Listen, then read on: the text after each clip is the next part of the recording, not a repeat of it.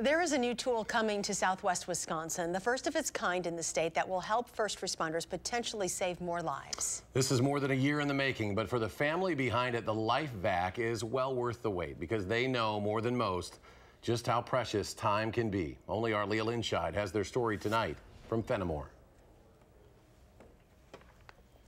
Matt and Courtney Brigman are used to counting time. He's a little stinker. 10 years to be exact, after two beautiful girls, finally. He was our first boy, and he was all boy. His sisters loved him, of course. Oh my God, this is so... Cayman was worth the wait. Just put a smile on everyone's face. Always counting their blessings, this family never thought to count their minutes with Cayman until 2 years ago. Yeah, we were all home. Cayman was playing with his big sister when he swallowed a bouncy ball. Nearly 2 inches big, the Brigmans couldn't get it out. First responders tried too. They took him to the local hospital, who had him med-flighted to Madison. That's when we got the news, when he got to Madison, that there was nothing. Cayman was declared brain dead. Some days it feels like it was yesterday, and other times it feels like it happened years ago. Time now seems twisted for Mom and Dad. The flashbacks, I guess that'd probably be the hardest part, is me remembering what his face looked like when he was trying to get the ball out. Like, I could tell that he was going, because he wasn't getting oxygen. That's the hardest part. The fact of the matter is, there just wasn't much that we could have done.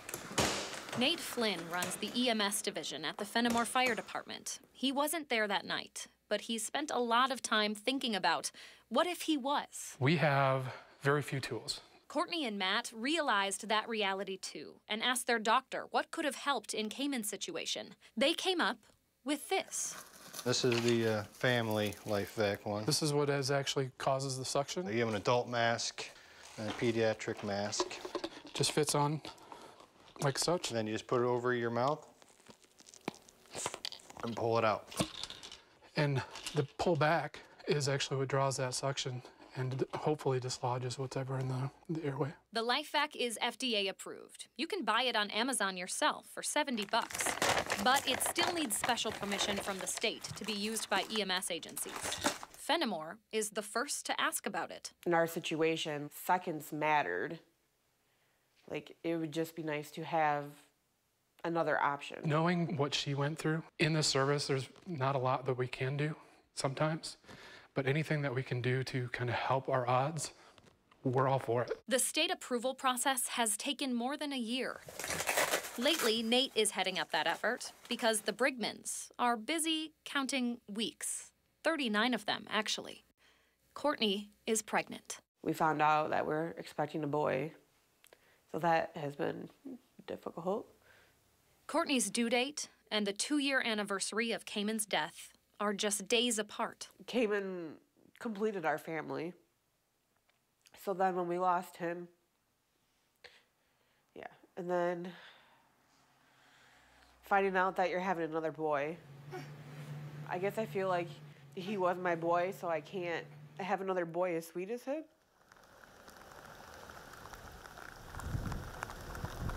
Like it always does, time has passed since we first talked to Matt and Courtney.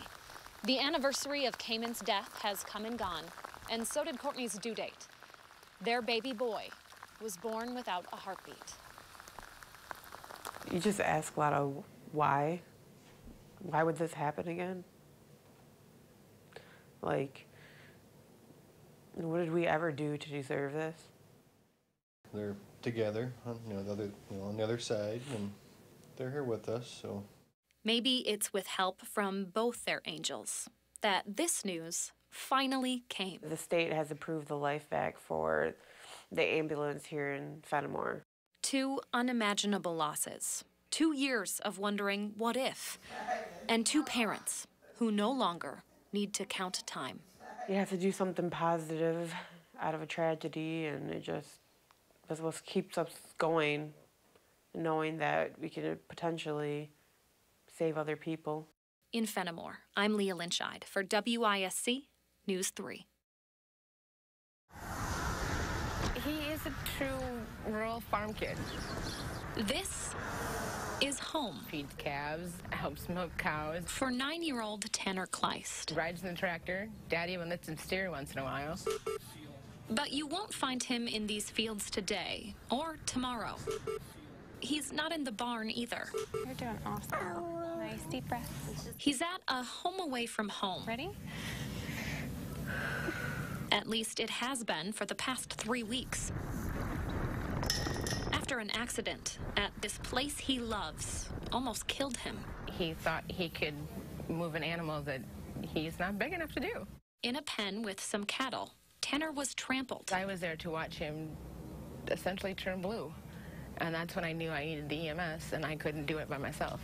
Tanner's parents have a hard time thinking their son might not ever have come home. It wasn't till a few surgeons come up, we sat in the very room we're in, and then they told us what they had found. His liver had basically been split in half, and he was bleeding from every blood vessel going to and coming from that.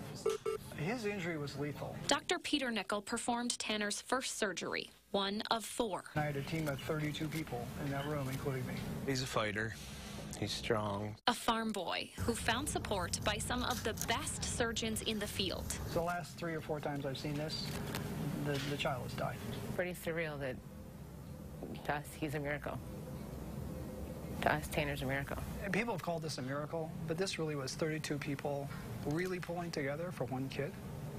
And this is what we're supposed to do, right? This is why we're here. Nice deep breaths. This is not Tanner's home. Good job. Good job. He's not supposed to spend nearly a month here. Not when there's work to do, fun to be had here. Thank you. But it's because of this place Doesn't even cut it. that he'll get to return. He's getting better, and in time we'll be going home with him again. Outside Livingston, I'm Leah Linscheid for WISC News 3.